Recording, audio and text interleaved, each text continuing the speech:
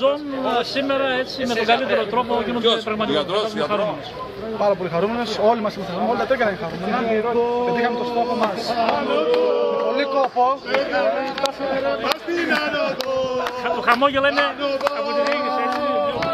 Πρέπει να δείξουμε λίγο και τους σταματήσεις μέσα από τη διοίκηση. Ναι, είμαστε πάρα πολύ χαρούμενοι. Έλα τώρα που έρθει ο Χάρης και μετά με τον Χάρη.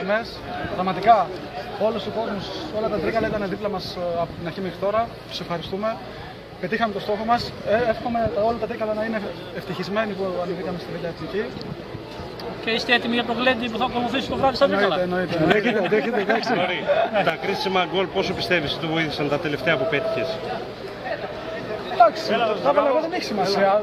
Σημασία έχει ότι όλοι μας προσπαθούσαμε σε κάθε παιχνίδι με αντίξωες συνθήκες όπως τα ξέρετε κι εσείς. Ξέρετε και με την Κεσάρια τι έγινε.